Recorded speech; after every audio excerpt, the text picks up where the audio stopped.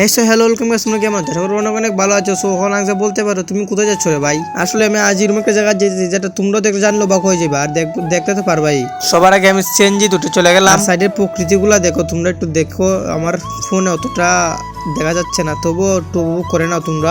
আর আমরা রওনা দিচ্ছি বর্তমানে অলিপুর। আমরা এখান থেকে ব্রাহ্মণডুরা বাজার থেকে অলিপুর যাইতে এখানে তোমার 10-20 মিনিট সময় লাগবে, আর কম সময় লাগবে। তো দেখো তোমরা কতটুকু সময় লাগে। আর আমি অলিপুর কেন যাচ্ছি তোমরা দেখতে পারবে, আগে বলবো না আমি। আর ফাইনালি আমরা চলে এসেছি অলিপুরের কাছাকাছি। আর এখানেও আর বেশি না, 2-3 মিনিট হলেই চলে যাব আমরা দোকানের কাছে। আর আমরা কি দোকানে এসেছি, আমরা দোকানের নাম হচ্ছে খাদিজা, যে দোকানটা আমি যাই বর্তমানে।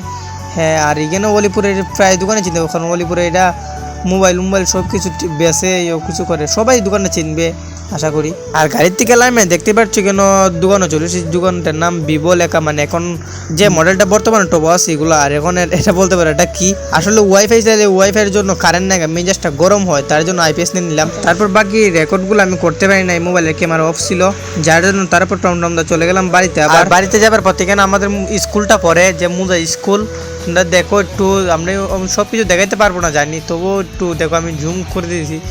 এই দেখো মুজাই উচ্চ বিদ্যালয়, এটাই আমাদের স্কুল, আমরা এখানে পড়ালেখা করি। তারপর চলে এসো আমাদের বাজারে, যে আমি লাইমে চাইমু লাইমে। আর দেখো আমি এখানে কত সুন্দর কইরা তাল সাজায় রাখছে।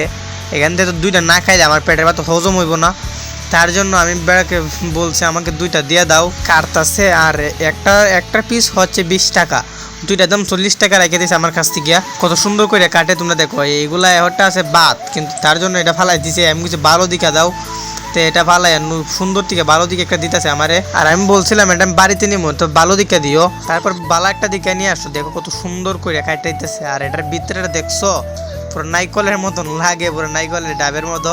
তারপর এগুলো নিয়ে চলে আসলাম আমি বাড়িতে, দেখতে পাচ্ছি বাড়ির যাইবার সময়। আর আমার হাতে সেই জিনিসগুলা যেগুলা জন্য আমি এতক্ষণই টাটা করে রোডটার মধ্যে কষ্ট করছি, তো ফাইনালি সবগুলো নিয়ে নিলাম। আর ভিডিওটা আজ এই পর্যন্তই। সবাই একটা লাইক আর একটা সাবস্ক্রাইব, আর যদি ফেসবুক থেকে দেখে থাকো তাহলে এটা ফলো করে দিও।